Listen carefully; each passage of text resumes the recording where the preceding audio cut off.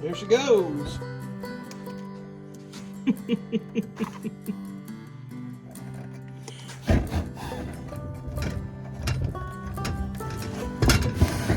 And it is very on fire. Well, hey there guys, I know it's been a while since I put out a video, but I've just been dealing with the chronic pain of this disability. It's maybe RSD, maybe fibromyalgia, they don't know yet, but I spend a lot of time laying in bed and just trying to cope with the pain. So I haven't been getting any projects, but I picked up a little one that I saw on a roadside stand. And I thought, even if I can work on this for 10 minutes at a time, even if it takes months, it'll get done. It'll be something fulfilling to work on. So I picked up something I've wanted for a long time. And of course, if you know me, you know I like old stuff because it was built better. Sadly, the older it is, the longer it had a chance to get neglected. And that's kind of what we've run into here. So let me show you what we're working with, but this should be a fun one. And I've watched a lot of other YouTubers doing it. I've never done it. This is my first time, although I've fixed plenty of things like this and dealt with things like this and rusty old carburetors and whatever. But this is different. And so it'll be fun to go through it. It's my first time. I've got some of these other lanterns, but this one's pretty rough. But we're gonna try to get her fixed up here, and I hope you'll have fun watching with me.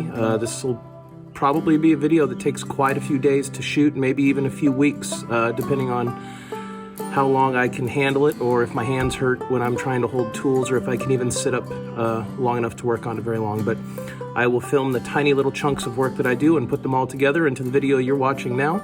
And hey, you know, by the end we'll have a working product, and that's really what it's all about. So if anybody else is out there in a situation like me, you know, don't get discouraged.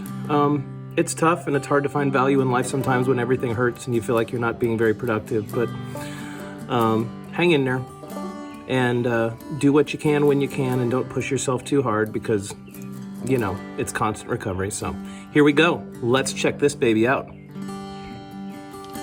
So I've done a lot of research on this, and the best I can figure, it is a 1951 to 1954, probably leaning closer to the 51 side, Coleman 228E pump up gas lantern. Now, when I bought this, I thought, oh, I'll just have to clean it up a little, really easy project. And I got it home, I pumped it up, it worked, I thought, but as I pump it now, I see the pumper is stiff and nothing will move. Now down inside here is a little check valve, and I have a feeling that check valve has unified itself with the body of this fuel tank, probably all rusted up. I think I've looked down in this tank and there's some rust in there, and I'm sure that that vent tube at the top, where all the pumping pressure comes out to pressurize the tank, thus allowing pressurized fumes to come up through the generator, or whatever they're calling this little dude in here, that runs up to these little sock mantles and disperses the fuel, then to have air mixture inside this glass chamber and create the bright, non-flammable light that you see. I mean, it's flammable, but you don't see it burning. So I've got a pretty good hunch that either that vent tube up in the top of here is clogged, or the check valve is plugged. One of those two, that's really all it could be. As far as the generator goes, if I just leave this out in the sun to get a little pressure built up in the tank from heat, when I crank the knob on and flip the clean out, or whatever that is, it happily vents out of both of the tubes. I've plugged one at a time, so I don't believe it's a generator issue. I believe this is just a neglected old lantern that sat around and got rust in the tank. You can see there's a little rust on the outside of the tank, but I'm not too worried about that. But the inside looks pretty rough, and I'm not, ooh, it's pressurized. Let's see if I can hear those mantles. In fact, let's see if we can light those little mantles while we're at it, because I put some new ones on there when I thought it was working, and then went to start and had no gas pressure. So let's see if we can get anything here. Nope, I can't hear any pressure coming through, and there is no gas to ignite. So not a lot of pressure, although there's not a lot of fuel in here either. I just left a little in there for the sake of trying to clean the bottom out. You can hear that. Oh, you know what? I didn't have that clean out on the right position either. Darn shame. We might have been able to get a quick little flame out of that, but now we're not going to get anything. So, yep, I just heard it squeak. Okay, well, anyway, we're going to do what anybody should do with something this simple. We're going to take the whole thing apart. My first time? Oh, yeah. But it's just a lot of little brass fittings and stuff, and as you take it apart, you're going to see if stuff's clogged and messed up. We won't be able to see the breather tube down in this tank, of course, because it's obstructed. The top hole in it, it's offset from there, so I don't know if we'll get down to that today. I've only been sitting up here for about 5 minutes, and I'm already in quite a bit of pain, so maybe we can just get the top of this off and get down to the point where we're ready to take the generator off the top. I'll dump whatever remaining old fuels in here out. Let's see if we can't just get this open. What I would like to do eventually is get this tank open enough I can fill it up with some vinegar and let that vinegar sit possibly for a week, 2 weeks, and really try to eat out as much of that rust as I can. Then go on to the point where perhaps I can check out what's going on with this check valve. But let's see if we can't just get this disassembled at first and start there.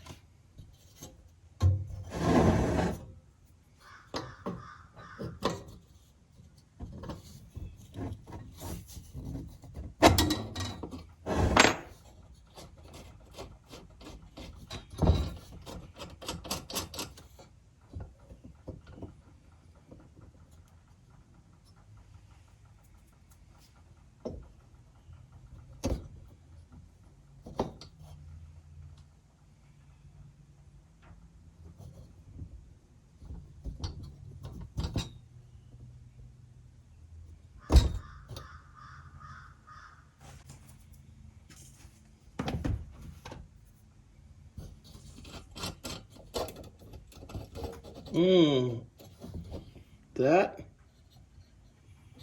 is pretty gross. Right. Yuck, dude. Okay, so there's that.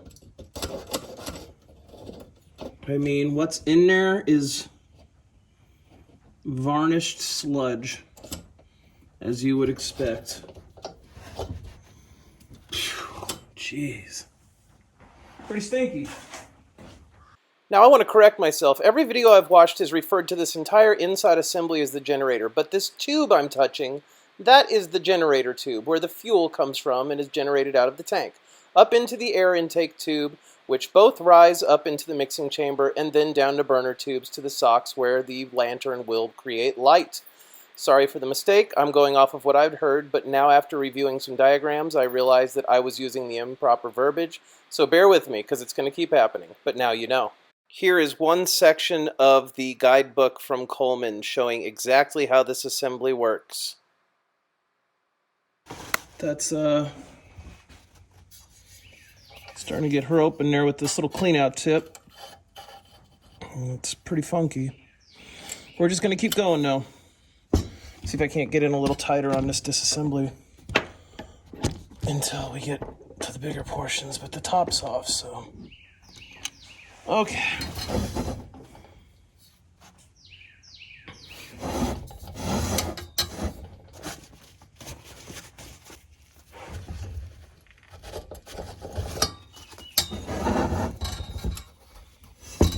Let's see how this articulates. Obviously that little guy pops up. Ah, there it is. And then this is, got it.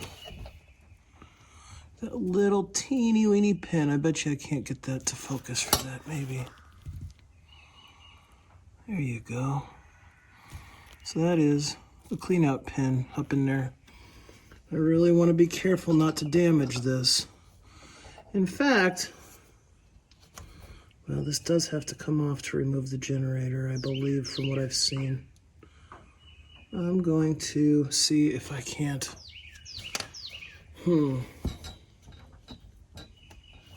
Yeah. That little screw out right down there.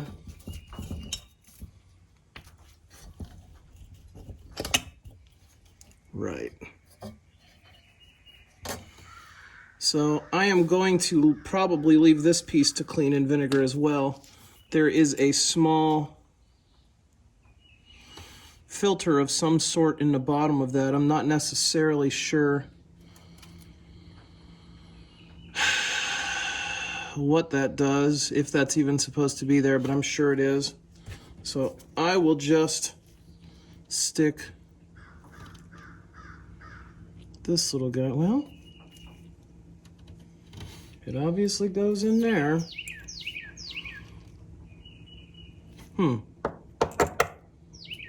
How very strange. I think I will take that out for now and remember it was there. I don't think that is supposed to be there. I'm going to do a little more research. Either way, I'll stick this little guy in here to keep that needle tip from getting destroyed. Make sure it still penetrates through properly. Indeed it does. This will go in the box with the glass globe just to keep it safe. And we will keep moving. It looks like that was a piece of an old, one of these socks, so perhaps someone put it in there as a filter at one point. But I don't know. I don't think that's supposed to be in there. Okay, so we're this far. It seems the next logical thing to do. I'm not really sure why that screw removes, except for, right. This appears to only be about finger tight. Yep. I'm going to leave this screw here so I don't lose it. And if I find that it needs to come off, then that's fine, but I don't see that it goes through. It is more of a set screw, I believe. Let's see if we can't just leave that there for the sake of not having one more piece to track down when this goes back together. It does go into the edge of it, but it is a set screw. I think we're gonna try to get that little nut out. How about a good old American 1/2 inch? That does not appear. No, not quite. Perhaps a 9/16, which is the largest standard wrench I own, since all but one of my vehicles is Japanese. Not really tooled up for the American car. That ought to do it. Okay. So, the trick is now,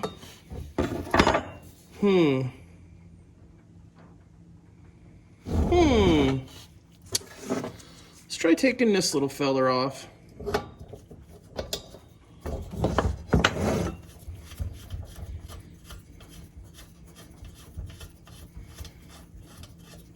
Although I'm concerned I won't be able to get this back together. The little valve there, I just know those parts interact. I would not want to get them where they were not interacting anymore.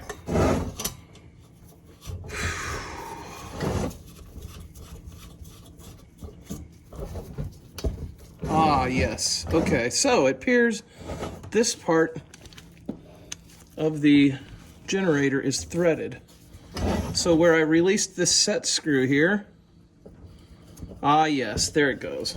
I knew there was a way, I just couldn't remember it from when I was watching those videos. As you can see, this threads all the way down. See if I can get a shot there of it rotating. You can see that rotates all the way down into the bottom, underneath. We'll see where that goes eventually.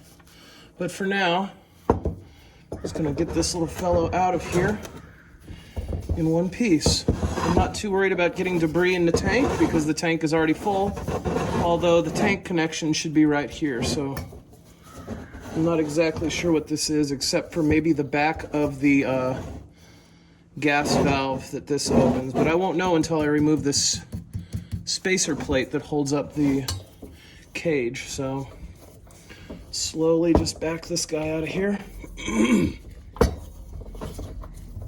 There is that screw hole, so it appears we're maybe a thread or two from free. Ah, I see. It is actually threading into that portion, and there we go. There it is. This is, I suppose, what they call the generator. Although many people call this the generator, it's not. This is the air intake, the mixing chamber, and of course the fuel tubes for the socks. The generator is just the fuel tube assembly. As you can see, the fuel will come down there into those fuel socks that are mounted to this. Fuel will be inside the sock. Air, of course, leaking in from outside of the sock and at the point of contact for both in the mesh. That is where your flame or combustion or whatever is going to take place. So, interesting little piece.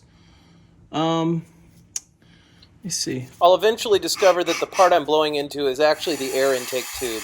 The part of the assembly that attaches to the mixing chamber where air and fuel from the generator, the tube that sits on top of the cleaning assembly, meet to create the proper fuel-air mixture to send to the burner tubes. Here again is a portion of the actual Coleman guide for this. As you can see, burner tubes, mixing chamber, air intake tube. Makes sense, right? Indeed, it appears to be pretty free. So I'm going to set that to the side now. This little screw can live right here, and we will make sure not to lose it. So at this point, we are only down to the gas cap, the top for the ventilator, this generator portion, of course the glass globe, and of course that little needle portion in there that acts as a clean out that goes up into this portion here. So it would be interesting to see what exactly it claims to be cleaning out, but I believe it might just be a gas passageway or something. I'm not sure. I'll do more research, and if I find out, I'll report back. How about that? So now we're down to this little feller. Let's see if we can figure out how to get that off of there.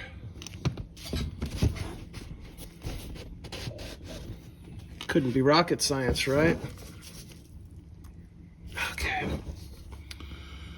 Now I know this is going to thread down into the top of the tank at some point, but what I really need to do, I don't see any other set screws. This is obviously going to prohibit me from spinning this.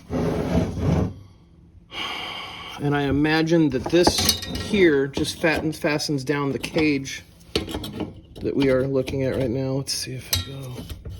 Oh, it's barely on there. Very loose. Good. Could almost just tap this with a screwdriver. There we go. Not much to it. Okay, so indeed, that just holds all this down. Now, let's take a peek in here. See if we can get in there.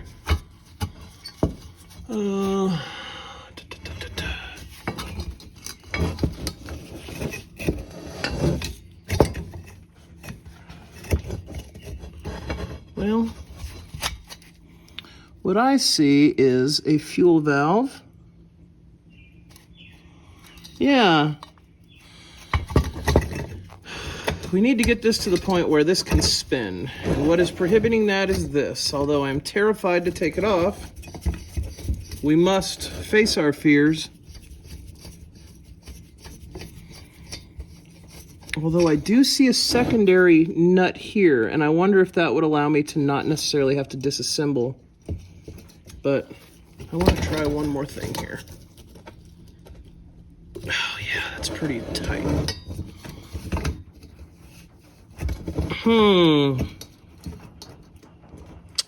Let's try something first. I have this little regulating knob here. This is the fuel flow knob. I'm going to try to remove this first and see if that allows me any spin on this cage. 9/16 again.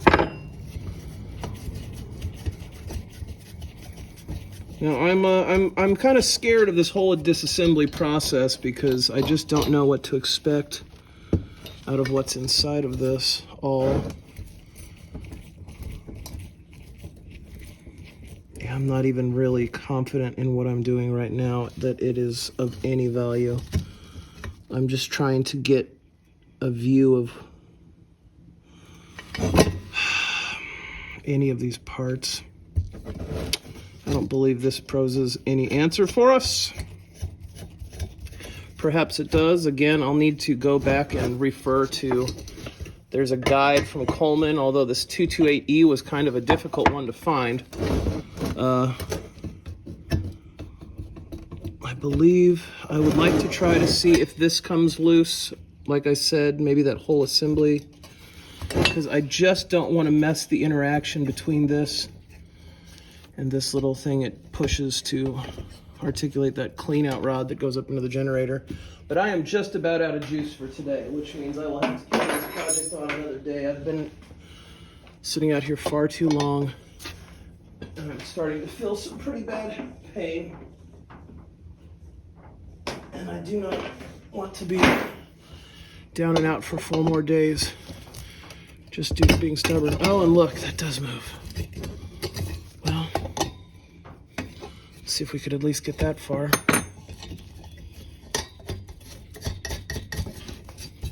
Get that back on there real quick. Wow, that really does spin loosely, so hopefully it's a very simple piece to get to engage. It feels, oh man, it fell down in there. But I'd imagine they've designed it for this. Now somebody in the comments is going to be saying, you should never take that part off. Don't you know that's going to fall down into the gas tank or something? So first one, guys, you got to learn somehow. There is the piece that moves in there. Come on, glove. So you can see it turns kind of like an offset shaft wood for something that needs to vibrate. Let me see if this piece will come out. If it moved down, I wouldn't be shocked if it falls out. There it is. Okay. So, I understand now. So this is reaching through. Let's see if I can demonstrate this here. So this is reaching through and engaging with this. And as it turns, it is either lifting or dropping this little pin, as you can see it doing in my fingers. And that is raising and lowering that pin. So, again, we do not want to lose these pieces. Very clean, actually. So I think they will just go back in the box again. The thing I worry about having these out is that now they are in an open air environment, and I don't want to start some sort of a strange oxidation. So it would be my goal to get this back together, or maybe I would submerge the parts in something that would keep them from rusting up or tarnishing up, whatever. But we are to this point, and I want to try to push through before I call it a day. Although I really want to call it a day. I imagine at this point, I've got a pretty good view of what's going on. There is another nut under here that it is threaded to, and I am not sure other than this possibly being threaded in. So I'm going to lightly try to pull, or lightly try to remove it, and I'm not going to force it. And if that doesn't appear to be working, I will not press on because I have no desire to damage this. So let's just make a very careful attempt to see if this is threaded in a way where it can be removed. Holding down the rest of this unit is the challenge. Oh, it is moving. I hope that's a good sign. And it is getting looser. All right, well, that must be it. I can't think of any other way to get a tool anywhere else, so at this point I've got to assume the whole assembly is just threaded. But I may... Nope, there it is. There we go. All right. Cage is off. And the spacer is off. Boy, oh boy. Checking for clogs. This part is also very clean inside all the way through. So we are getting somewhere. I think what I can do for the safety's sake is thread this on to the this generator portion just a little bit, just to remember where it goes.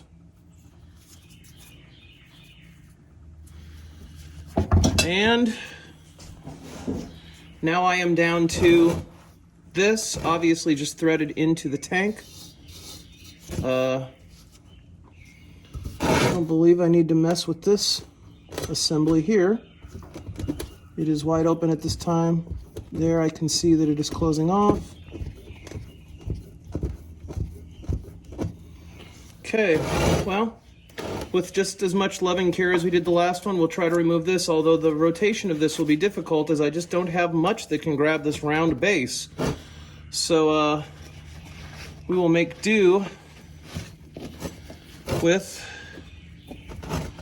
maybe pulling at this. So here we go. Oh man, I don't want to scar it up. There we go. It's really on there. Okay, I have a different idea here, so I can free myself up one hand. Let's come over to the vise. Let's see if we can't carefully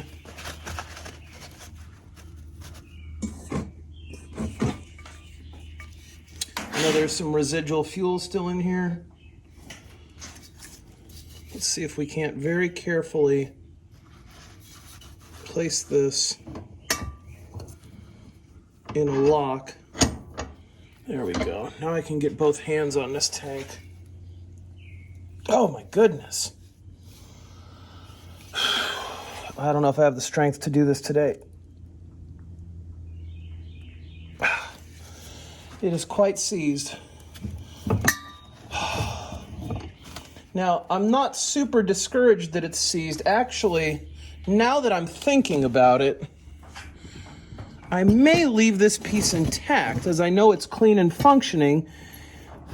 Actually, this may help me in my quest. You see, I did watch another guy who clearly, you know, we all collect things. This guy clearly collects and refurbishes and has worked on a million Coleman lanterns. And he was showing a crosscut diagram. I highly suggest you look for it. If you YouTube search for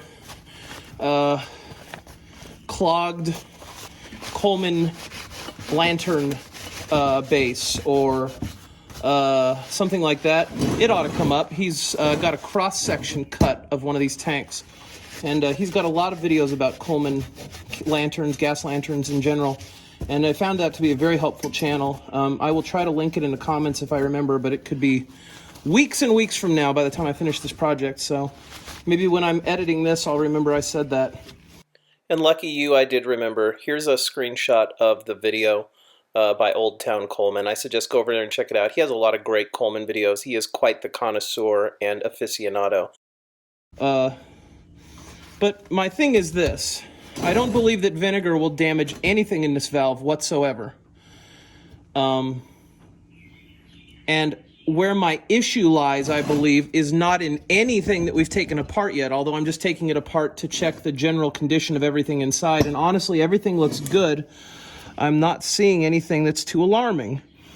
But what is alarming, of course, as I said when we started, is the amount of rust inside of this gas tank. And, oh man, I wish I had a little light I could shoot in there. I loaned my little work light to somebody yesterday and it didn't make its way back to the workbench. Funny how that happens with kids.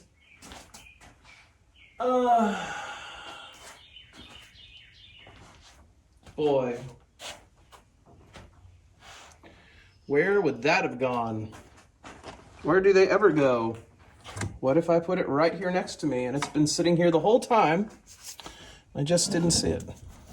Sorry, kids. Didn't mean to blame you. Here we go. Let's take a look in there. See if I can get a light in there for you. It's a very difficult angle. No, you're not going to get to see it. Well, how about this? If you don't get to see it, I don't get to see it. Or if I don't get to see it, you don't get to see it. However that works. We both lose. Boy. Pretty difficult angle, but trust me, there's some rust down in there. And the tank just smells like varnish. Now, regardless of if that's an issue or not, I'm going to run some vinegar through it and clean it up. I may even put a mild abrasive in there and shake it around. But I am not going to remove this. It appears to be quite well sealed, and if I don't need to, I won't. Here is where the issue is still. Right here at the pump. I'll get this little screwdriver, but I've already had this apart. It's the only thing I've had apart already. This little guy I'm supposed to be able to pump up, right? I put my finger over the hole, and I should be able to create pressure in the tank. Well, the seal's good. Everything's holding pretty good, but it's all clogged up, which means I probably have a bad check valve, from what I've been able to tell. So, let's remove this. This is one of my #1 concern areas. It may be the only area of concern, honestly. And might just have to get a little creative here. Worst case, I may just have to order a new check valve, provided that the housing isn't so rusted up that you can't get it out. Come off, little guy. There we go. This rubber seal looks great. I mean, it's old, but it looks great. Spring looks great. Everything looks clean. I'm gonna put these little screws right back in here for now, because those would be fantastically easy to lose. And that's not the kind of fantastically easy we're looking for on this project. Maybe in the other areas we will take that kind of easy, but not in the losing screws department. I am too old to be chasing around screws on the floors with magnets. All right, so I have not discovered what this rod is for yet, other than it obviously guides this shaft straight down. So ultimately, this is going to end up being my issue. If you look at this diagram, you can see how this assembly works. There's the air stem and the check valve, separate parts, of course, but that guide rod is the air stem, and it has a threaded end in it that allows you to open or close that pressure. So it is essentially in itself a manual valve, and I have had that valve shut the whole time. Although I've unscrewed it a few times, this is not that different from some other Coleman stoves that I've used in the past. I simply didn't realize it yet. And if you look at this diagram from another Coleman exploded view, as well as many other videos on YouTube, you will see what many people explain as this all-in-one kind of check valve looking assembly, but I have not seen anybody really discuss the fact that this is just a threaded valve that opens and closes and allows you to lock the pressure that you just pumped in. #1, that would protect you in case you had a leaky check valve, and #2, it's just kind of a great safety feature to assure that your pressure remains in the tank. We're about to discover that and realize that a lot of this disassembly was unnecessary. However, it was necessary for us to learn about how the inside of this lantern functions for future maintenance, so it's not a total loss, and if anything, I got a good look at every part in here and discovered another issue I wasn't actually aware of that we'll discuss at the very end of the video. So, there is a Yeah, I can see where the check valve is down there. You know what? It is delightfully clean on this side. I, once again, wish I could show you, but this is kind of what we're working with. Let me see. No, oh, come on, little buddy. Give him a shot. Give a shot for the camera. Oh, you can almost see it down in there. Look at that. Come on, come on. Uh-huh. See down in there? Ah, yeah, master filmmaker right there. Gonna get an award. Anyway, this shaft runs down and sits in the top of the check valve, I believe.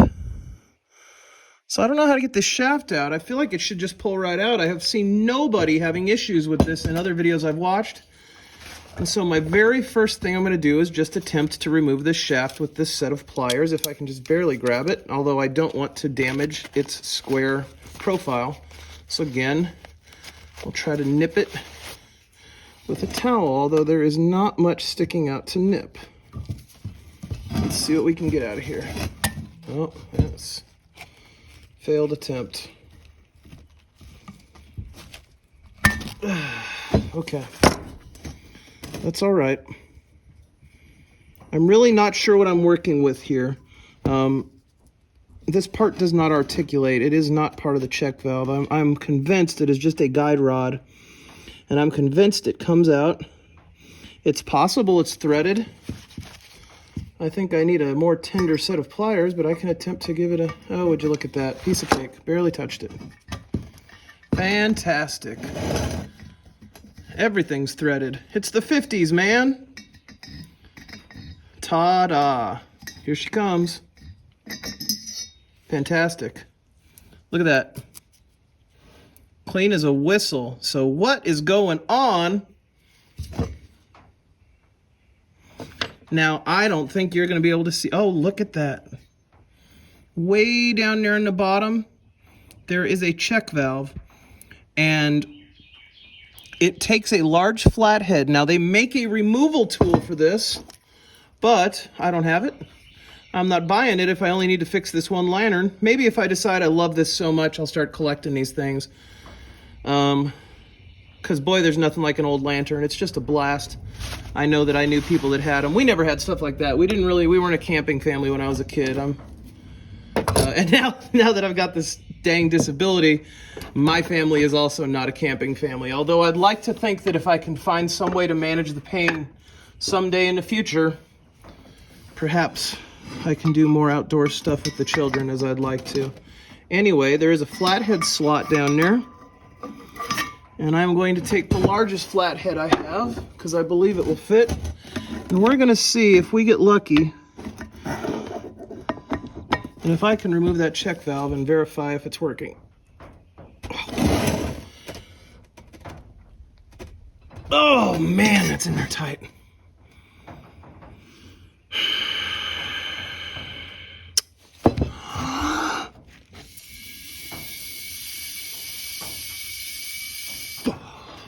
Would you look at that? Very interesting. So I can put pressure through the tank. Well, that's trivial. So let's think about this a little. This spring exists only to cushion the drawback and is loose in here. So this spring does not play any role. This needle, I mean, obviously this needle is going to articulate the check valve. You know, it's still probably the check valve. Maybe, but then it makes me wonder, is it possible that this was sealed shut? I don't believe so, because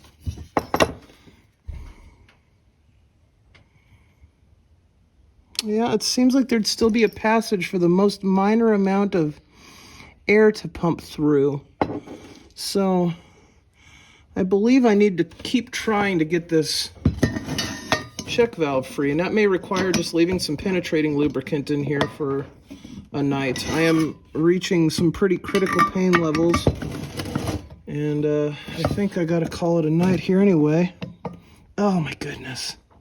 It's just, this is the hard thing about having a disability, especially with chronic pain, is you wait so long to be able to do little projects like this, and then you do them, and all it takes is sitting up for 30 minutes, and your body just might not be ready for that. And then you end up with 3 more days of recovery. So it is definitely not enjoyable. And it's very defeating at times when you realize that, you know, I used to be able to work for 12-hour days on my feet, 7 days a week. And now this is the challenge that can take me down for days. Well, that is pretty stubborn, although it appears to be remarkably clean.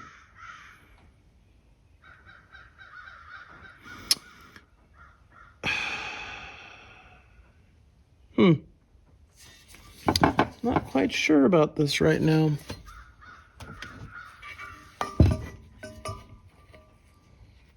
So this is part of the whole reason I do the joy of fixing. Half the fun is when you have an aha moment.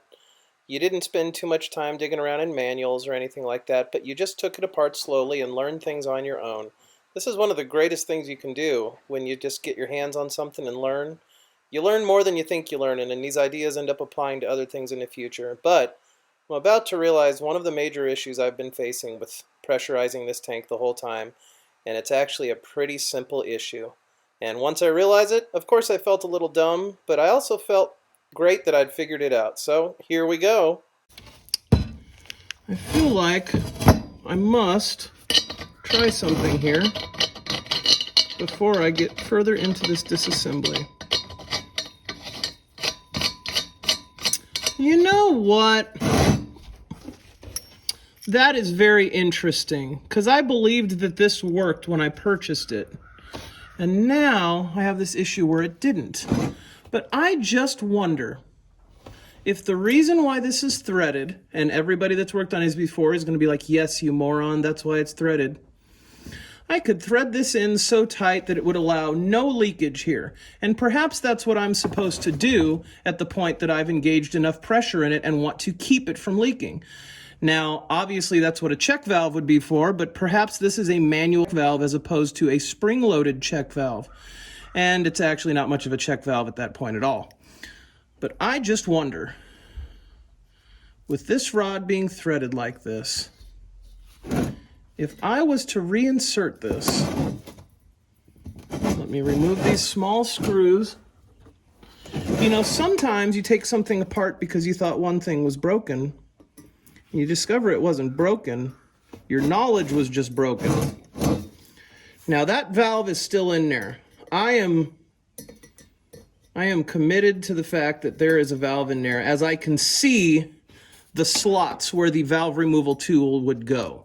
So there's no doubt in my mind. In fact, you know, it's very interesting. That is very interesting. But I'd like to test a theory here. Let's stick this little guy back in the lantern. Let's put this little lid back on it, and let's see if we can get away with this without reinserting those screws for just a second. Okay. And I push it in, and this should tighten up that square shaft. Ah, indeed it did. It's in there nice and tight, and I can pump no air into the tank. Now, if I loosen it, it is very easy to pump. I am pressurizing the tank, and when I'm done pumping it, I can then seal it tight so that there's no pressure leak. And I'll bet you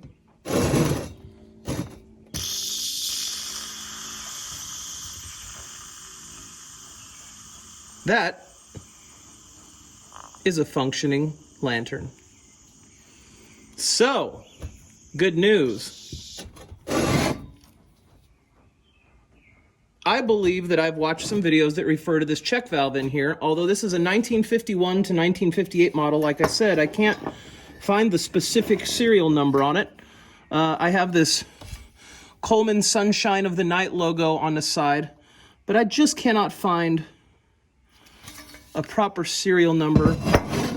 I've looked on the collar here, obviously, and all I can find is Coleman model 228E. And I just can't pinpoint the year, although I bet if I do a little more research, I could. But I've seen a lot of people referring to this check valve. I believe there's a check valve in there, but I believe also that possibly this manually locking valve, I could get away without that check valve working. So that's very interesting. By golly, if I can just muster up a little more strength, I might be able to have this old lantern running today. Now, I was worried about there being rust in the tank. And of course, that should worry you about any tank where there's fuel. But we must remember, this tank does not have a fuel pump. It doesn't even have a fuel filter. In fact, the liquid fuel never actually runs through the actual mechanism. We are pumping air into the gasoline chamber, and the gas chamber is getting pressurized, and the fume of that gas is being pushed up through the generator. There is no liquid gas going up there, I don't believe. This does not connect to a dip tube. This connects to the top, and then there is a pressure tube up top that it pressurizes the top of the tank above the fuel line, and the vapor is what pushes up through this. So this tank could be pretty dang rusty, and you're really not going to have any problems at all. Now, I'm wild and crazy, and I have rinsed this out twice with fuel. But I believe what I'm going to do is I've had this for 15 years, take this little fuel funnel, and I'm going to put some vinegar into the base of this, just because vinegar is wondrous.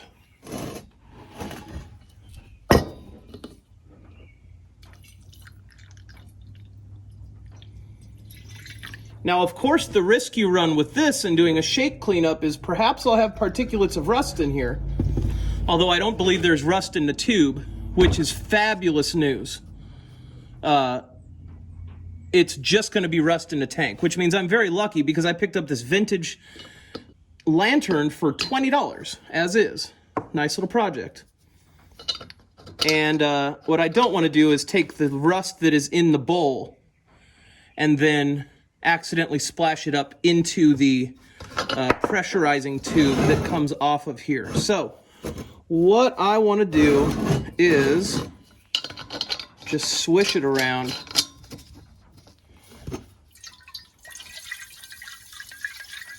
Of course, probably building pressure, but I don't want to let it out up through the mechanical portions.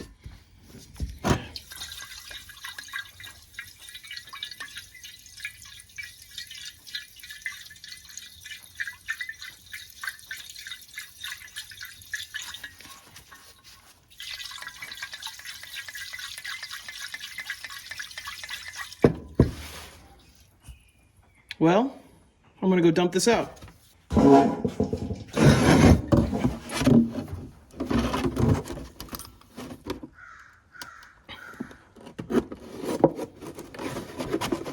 I always save plastic things like this, milk jugs, peanut butter jars, stuff like that. When projects come around, you always have some sort of container for catching fuel, Now I've got another junky filter that I can just use and throw away when I'm done with it out of the top of this milk jug, so that's useful. I'll hang on to that. And of course I've got this, which is just a nice little tray to display what's coming out of here on just one light wash. Now, like I said before, I've washed this tank out twice with fuel already. So, trying to give it one more shake here. I could really leave it overnight, but at the end of the day, it's just gonna get that bottom surface stuff. So, let's give her a dump and see what last we can clean out of there, if anything, and give us an indicator of how dirty this tank is.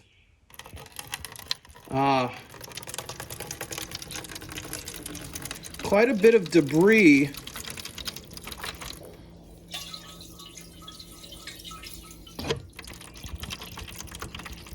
Yeah, so pretty dirty tank. Ugh. Now, of course, a lot of this can just be the old varnished fuel. In fact, by the way that this stuff is behaving, and this is starting to break down, it's probably a combination of rust and of some old varnished over fuel. And you can see that that rust portion floats to the bottom and some of the varnished fuel floats to the top. Although I'm shocked that it varnished. I guess not. Over long term, most fuels can do that. But obviously this fuel is fairly pure, this lamp oil fuel. So I would feel really good giving that one more washout with this vinegar. Just to kind of flush whatever we can. Just a couple more of these may even be smart. Now I'd like to hear from you guys, anybody who's still watching this, if you're still watching this, in the comments. I've heard people say that you can run on these old ones gasoline. Now, I'm very scared of jacking around with combustible fuels like that, but obviously this is a combustible fuel, not just a flammable fuel. I'm not sure. Maybe it is just flammable, highly flammable. But the thing is, I don't know, that scares me. But I've heard that you can run kerosene through these. And I'd like to know, what do you guys run through your old Coleman lanterns, if you're old Coleman lantern people, or what have you found with your research? There's a nice big chunk. I'd love to have this be part of the conversation in the comments section on this video. And you know what I've discovered as I've been working on this more and more?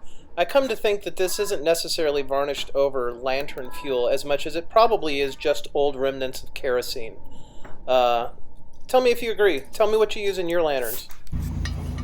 You should tell me in the comments what you've found can be run as alternate fuels in a survival situation, or a poo-poo hits the windmill situation.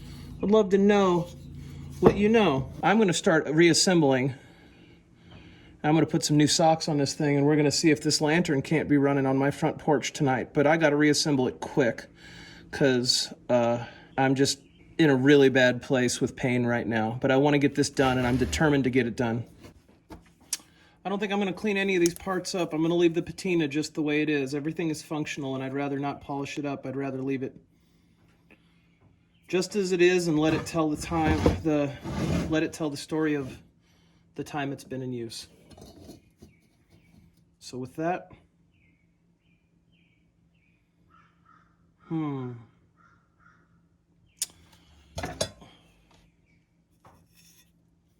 I believe the only part I'm going to clean is this portion, real quick with some brake cleaner. Okay, not too bad. Got some of the gunk off of there. Okay.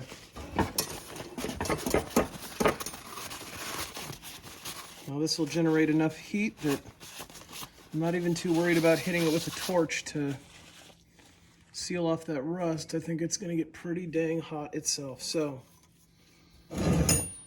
oh boy, let's try to put this little fella back together the best we can.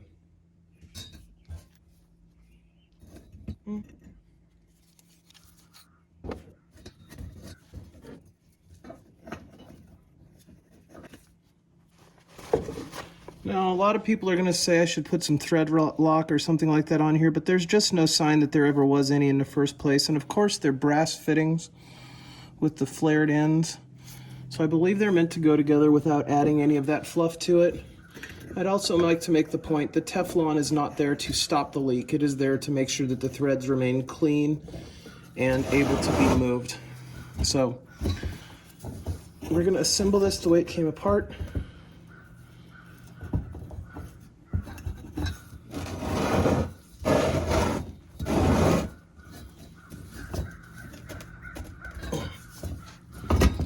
want to be sure I'm not cross-threading.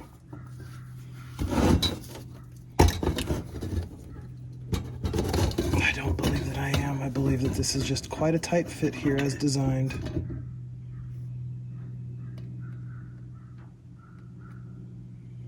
No, those threads seem to be quite clean, shallow. Okay.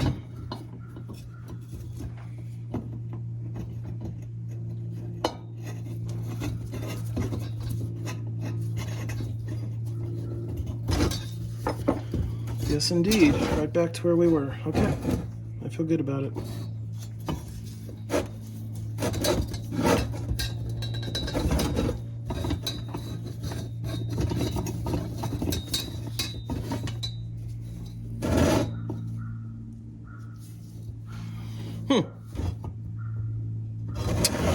I wonder what that vents. That is very interesting. I did not consider that. Must just be a vent tube. Oh, it's a fuel air mixture probably. Something. I'm not sure. Maybe it controls. I don't know. I don't really know. Doesn't go into anything. Very interesting. All right. Anywho.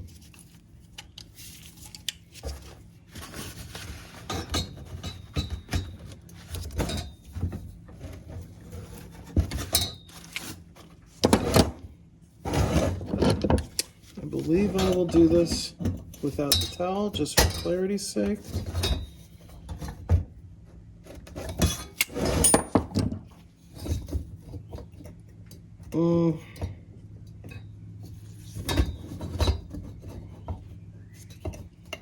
Okay. Ah, yes, of course. Let's clamp down that cage.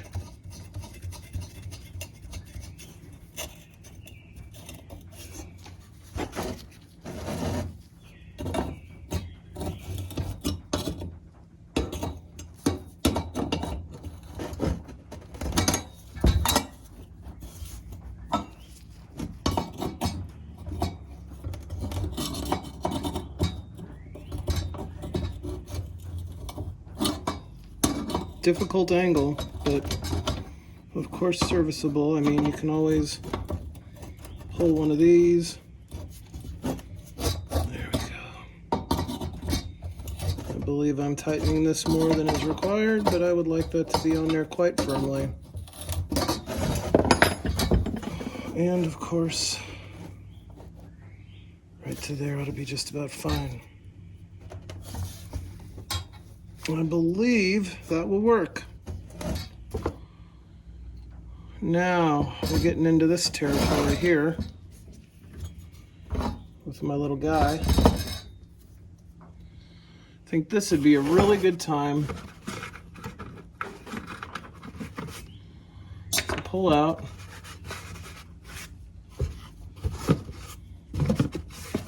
Oh.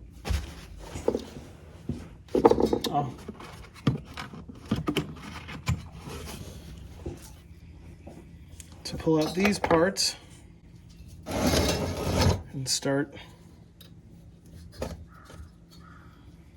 putting them back into their homes.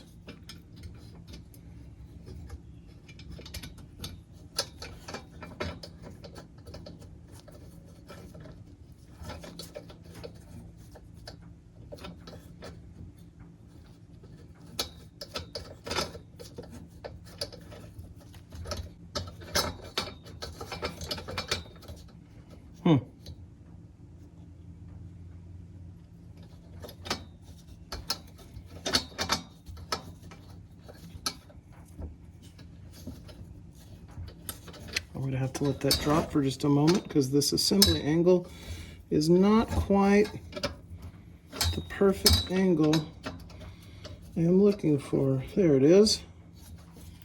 Now let's dunk that little guy back out real quick. And make sure he goes, well, I need to get off this bench. Make sure he's where he needs to go.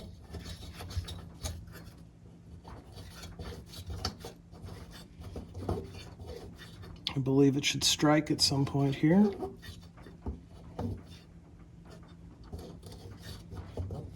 At some point it should engage that slot, I hope. There it goes. You can see that little piece is now articulating as it should. See that? That's great.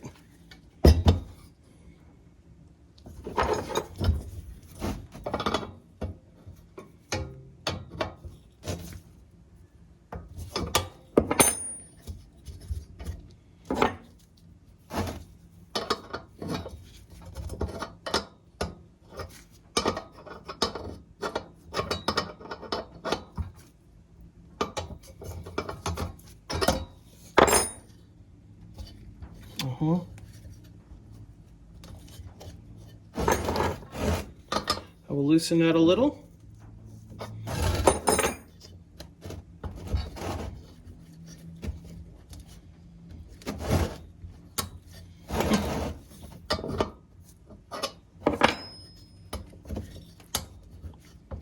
I want to make sure none of this stuff is tightened to the point it cannot be used.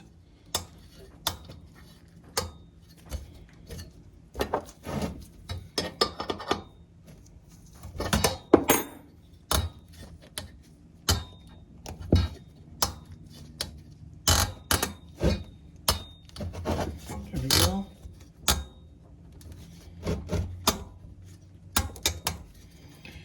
And I believe that will become lubricated on some level once it starts using the fuel again. However, I will back this off just the hair of a turn as it is on there, just a little grabby.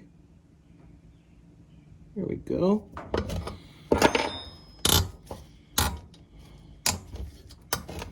Yeah, that makes quite a difference. That's nice. Okay. Now on to this part where, remember, we had that very fine needle in there and some sort of a filter that we'd pulled out that looked to be homemade. You see this little part here. We'll have to connect, of course, with that little articulating piece that we had just shown. So I will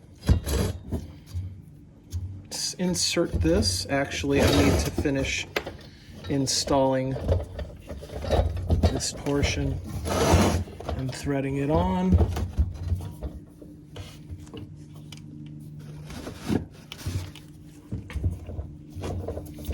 Until this screw hole lines up. So as you can see, there's quite a ways to go to thread it down there that far.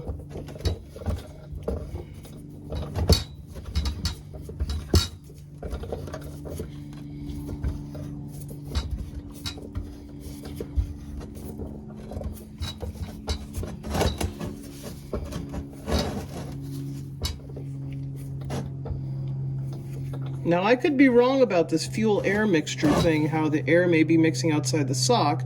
This just may be the place for the exhaust and the burn-off, as it appears that this is some form of an air tube, and this may even... I'm not totally sure how this works now, although I do realize that the fuel comes up through here, and this appears to be some sort of an air intake, so it's very interesting. I mean, it's a very simple combustion device, obviously. But, I don't know.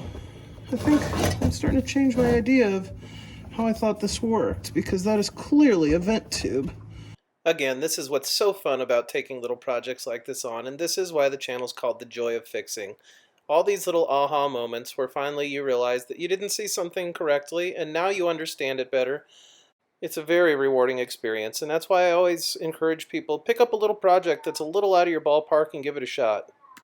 And let's just see if that isn't right about where that flathead screw is intended to engage with this. Not quite perfect. Let's see.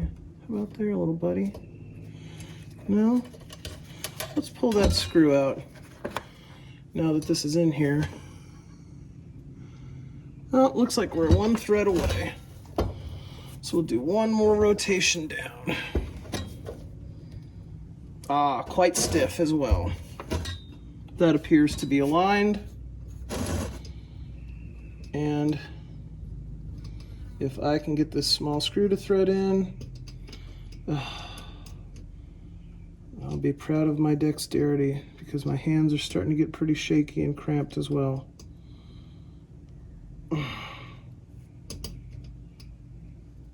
Okay, lucky me. And we will fasten that all the way through. It appears to be taking. I'm going to use a larger flathead because I believe I might strip that brass if I don't. This is kind of an interesting angle here. I would almost be tempted to bend this part of the cage just to get, in fact I will. That gives me fantastic access to that screw. Yeah, that is far better than stripping out the brass. And there we are. All right, now we're going to get to this final part here where I need to assemble this intimidating little unit. But I don't think it's that bad. Let's articulate this up.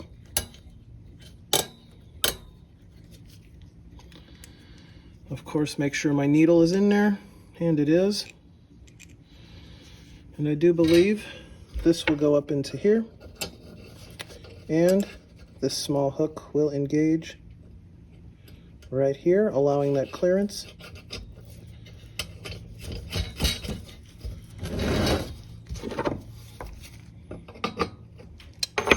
This is a 7/16 right here. To disassemble everything that I've disassembled today and reassemble it, I have used a 3/8, a 7/16, and for the larger, a 9/16 wrench, as well as a small flathead. And if I was really looking to get into it, this large flathead would have probably eventually got that check valve housing out. We're not going that far. So, boys and girls, I'm at a fun part of the project here. The funnest part for anybody putting back together an old Coleman lantern. I'll be right back. Nice little pair of string tie number 21 mantles, or as most of us call them, the socks. We're gonna put some new string draw socks on this thing.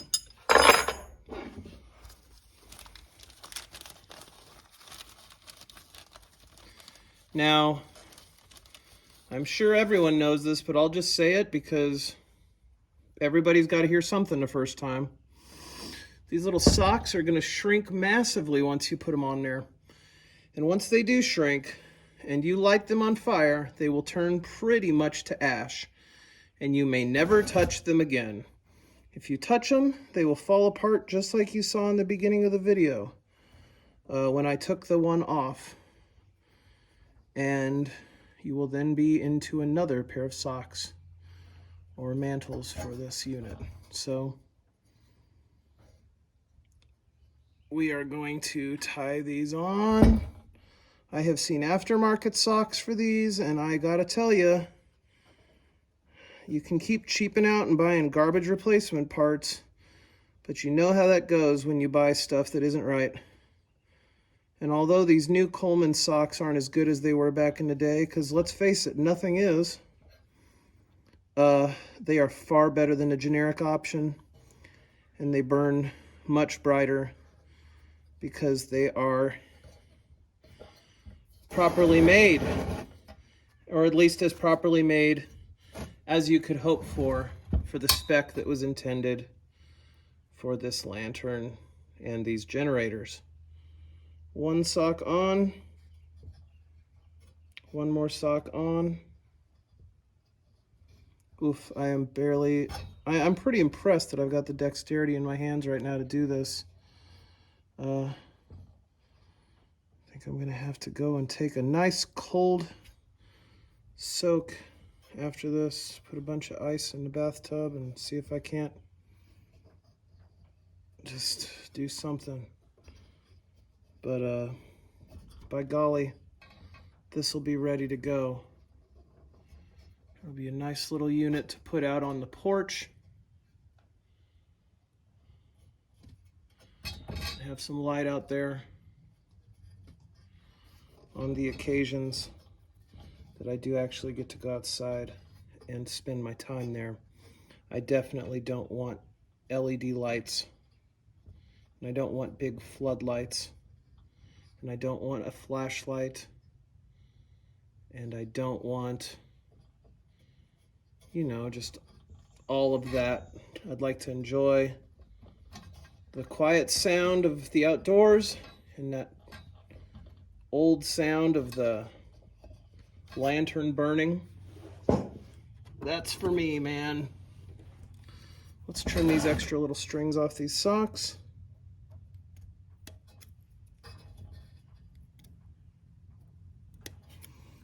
And we finally get to do the fun part. And I'm in a fairly ventilated area, so we'll give it a crack in here just because it's fun. All right. New socks. Ta-da. Let's zoom her out. Let's break these socks in and move it away from the edge of the workbench so that we can at least not have it light everything above it on fire. And let's get a little fuel in her. We're going to be using white gas camp fuel, of course. Everybody's going to say just use the Coleman gas. That is fine. The Coleman gas was $24 a gallon. This was $8 on sale, down from $18. So it was fairly identical, and of course specifically the kind of fuel that was meant for this. So considering it was on sale, that is what I paid for. And let's make sure there's no more vinegar in there. Nope, pretty evaporated out. All right, I like these screened filters. Let's make sure we're not putting in any more debris since we just worked to remove some.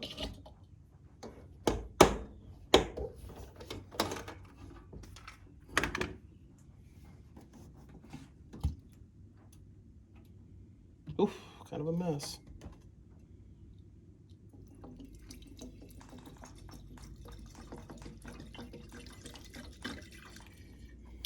I'll tell you what, that wasn't the cleanest pour I've ever done. Probably could have done a funnel into a funnel at that rate. Pretty dirty. We'll let that evaporate off for a second. I think if I was being smarter about it, I'd probably try to take this route. Wow, that's stinking funnel. Should be wearing gloves too. There we go, much cleaner. Wasn't thinking about it. That should be enough fuel for a very long time, considering how infrequently I will be able to get to go outside and use something like this. And finally, let's set that little funnel off to the side. Clean up our work area. Cap this off.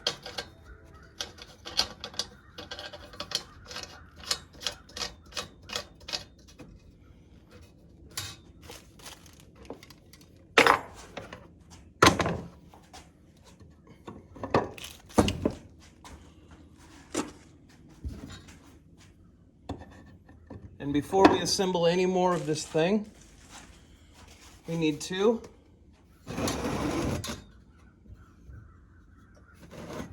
pump her up a little.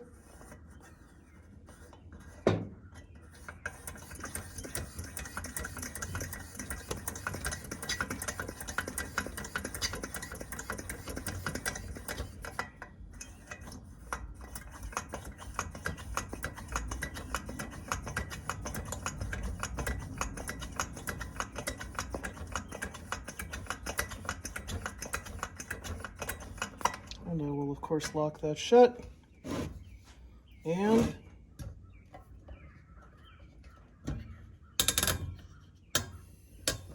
there is my fuel. And with that,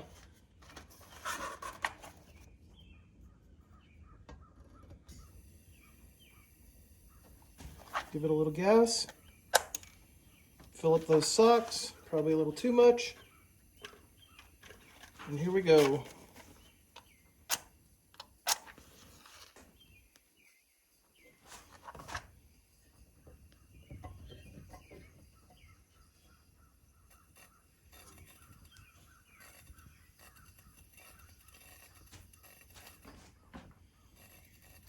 Now these are going to want to break in. It's going to start with the sock burning, of course.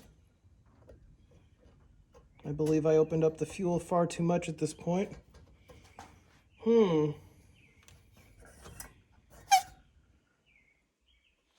indeed, it has smoked out. Let's give it some more pressure.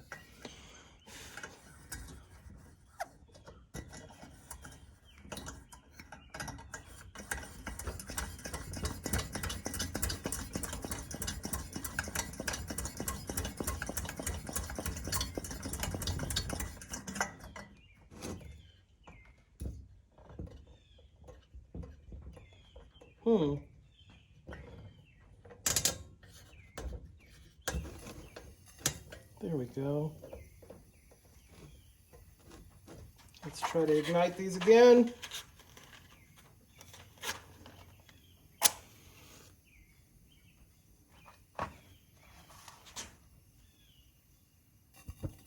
There they go. Kind of spitting a little. There may be a little vinegar in there it's still trying to spit out too. I don't know. Now you can see these are getting primed and they are so bright they are just killing my eyeballs. Woo, that's bright. Now if I over open it, I will choke it out with too much fuel. Holy moly, we're just gonna let that burn for a minute. It's like looking into the sun, man. But now you can see they're baking off the string. It's baking off all that other strange stuff.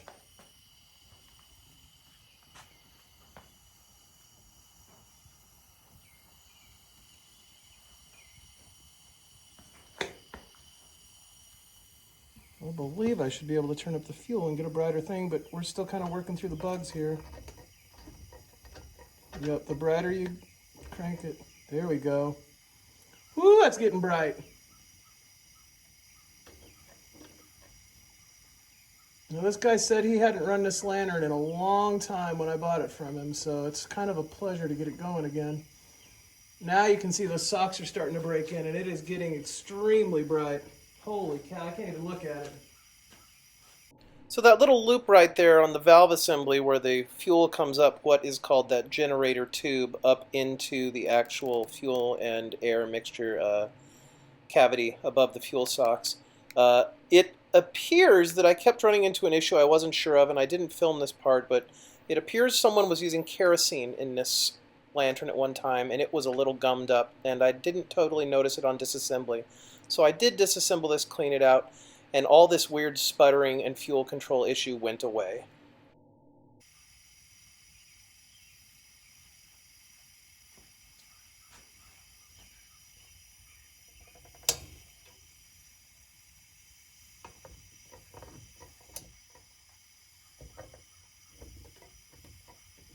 Now I've over-mixed it too rich. Let's see if I shut it down a little.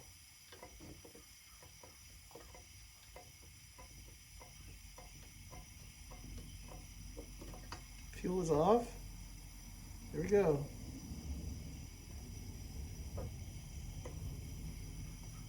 Lovely. Okay, I'm going to turn the fuel off and let it burn off what is left in there. You can see how long the fuel lasts, obviously. This is off. There's nothing left in it except for the pressure remaining up in the tube or whatever in here. There it goes. And I could probably completely shut it off right there. That would allow me to probably control my burn brightness as well on some level. And as you can see, it's burning off the rest of the top of those new socks. I'm going to assemble this now and be finished with it. I was very lucky to have this Pyrex still intact with the Coleman name brand on it. Very cool, very cool. And this is so hot.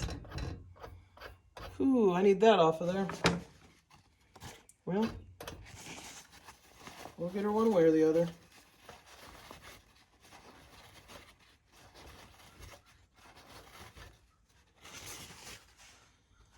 Ooh, she is hot. Hot, hot, hot. All the weird junk that's been on this as it hasn't been burning for a couple of decades. Is going to roast off, no doubt. Come on, buddy. There it is. Get that washer off of there as well. Ooh, even hotter. Yikes. And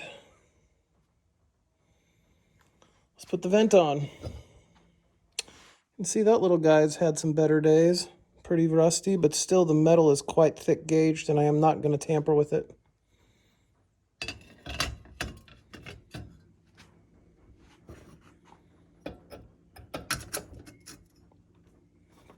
You still hot, little washer? You sure are. Woo! That'll burn your fingers right off.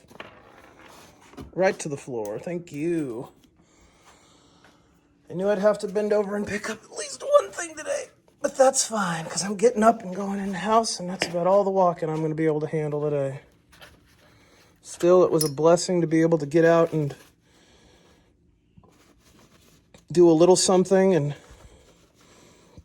at least say I got something done today, which is fine. Oh, man.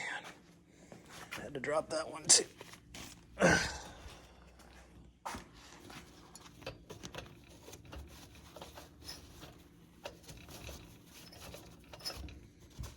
she is.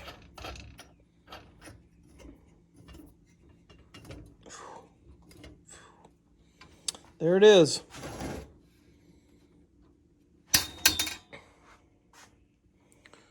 Working, clean, and now you've been able to see a major portion of the disassembly. I hope that's helpful to somebody. And it was fun to do. Now I feel like I understand how this comes apart and goes back together. And if I ever needed to service it, I wouldn't be intimidated at all. It's not that bad. So let's give her a light just to see how she does with that old top on. I'll throw a few more pumps into her. Open up that valve. And I can hear it seal shut. Oh, I believe that check valve is working properly. I heard it kick shut. Well, that's a pleasure.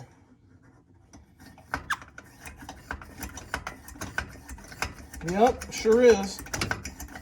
Great to see. Lock her shut.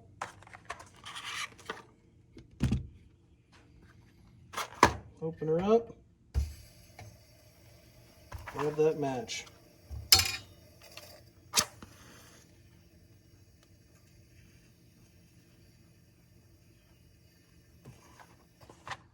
Well, you need a little more than that.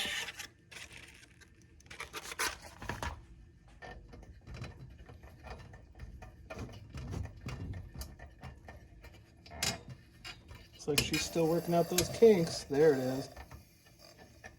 Right in there. Oh, yeah. Hear that?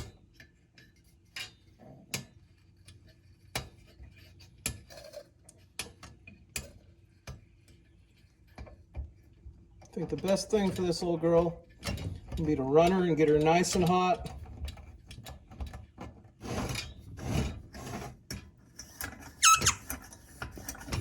Yep, that check valve's working. You can feel it.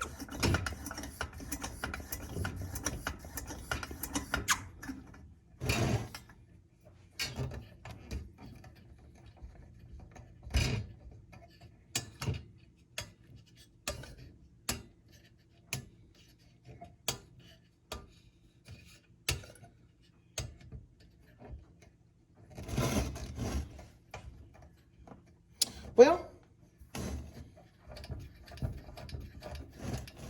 perhaps that little tube is clogged in there.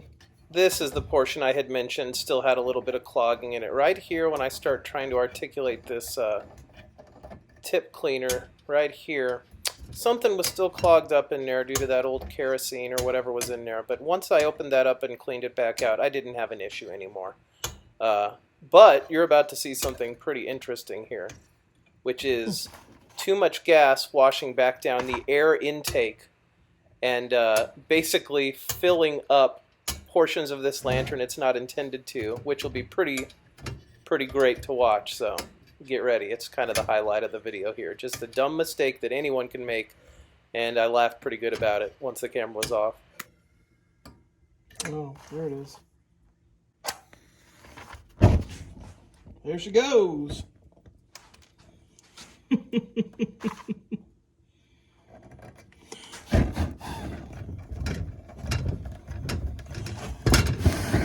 And it is very on fire. And it's mostly because fuel leaked back down that vent tube.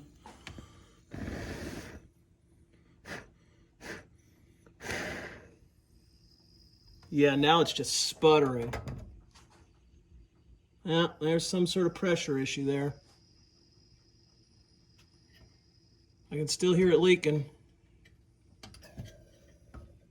Now it's open, sure it is. Isn't that interesting?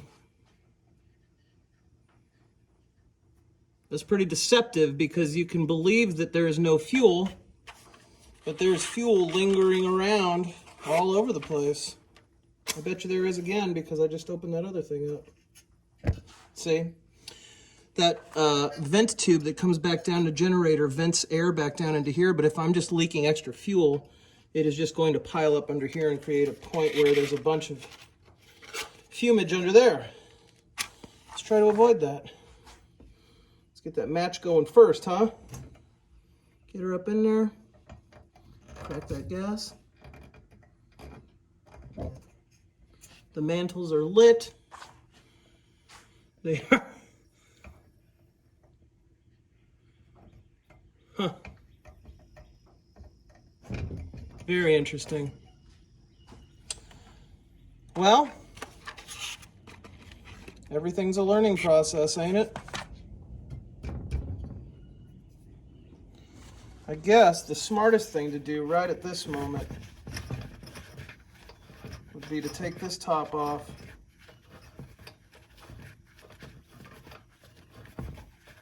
Just to give it the ability to have more air at the top to breathe while I'm sorting out what's going on here. Although I am pretty shaky and I may have to deal with this tomorrow. But clearly, it's not an issue with the fuel tank now. It's an issue with me learning how this works. I've never had one this old. Let's see what we got here. Take this Pyrex out. Set it right there.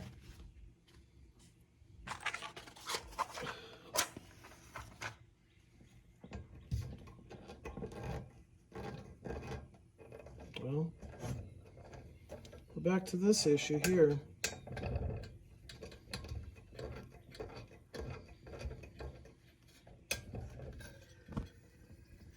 Isn't that interesting?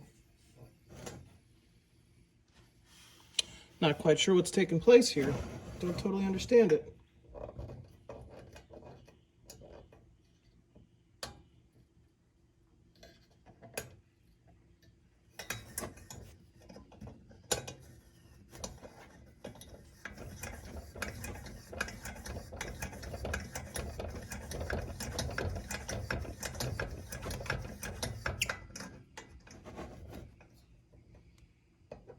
Okay.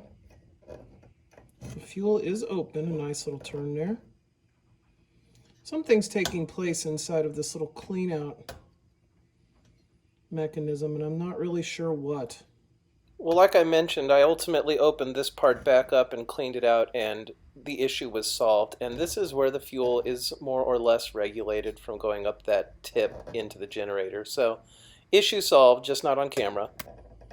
Yeah, it's just not giving it the fuel it needs, so I'm going to have to figure out what's going on there. Oh, there it is. Interesting. Wonder why it's doing that.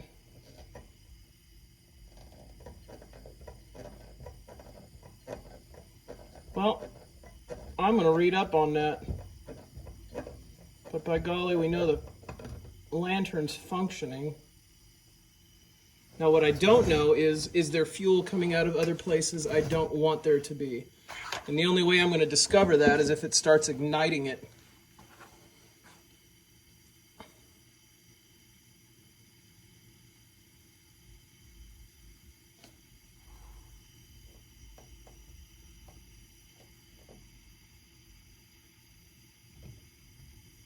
After mantles burn bright, open as far as possible. So we've obviously got it burning.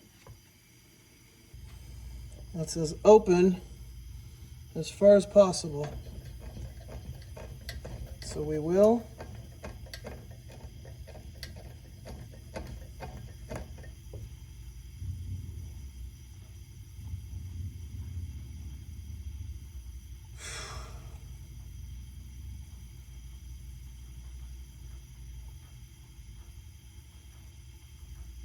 it's really letting some light off.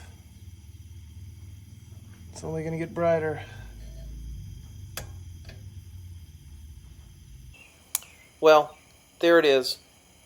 Running a little low, still daytime, but pretty sweet. Love the sound of that Coleman lantern. And of course, like I've mentioned a few times, I was able to take apart this tip cleaner assembly and this little fuel valve adjustment assembly and clean out what was a little bit more residual mess in there, probably from some old kerosene, that was keeping that little pin needle we'd seen from moving up and down correctly and opening up that fuel valve properly. That was really the main issue with the fuel starvation on this that we saw, trying to break in the new socks and trying to get it going there at the end of the assembly. And you know, now it's solved and it's great and it runs wonderfully, and I'm just super pleased with it for $20 and knuckling around on it with a few tools. It's a great little unit, and I'm just going to let it burn for a while and let you enjoy the sounds of the birds in the evening and this Coleman lantern as we exit this video. Thanks for watching. I'd love to see what's going on in the comments, guys. Let's keep it nice. Everybody's learning here, and somebody else is learning for the first time, just like I did with this one. Let's do what we always do and just be an encouraging community together and just enjoy our conversations together.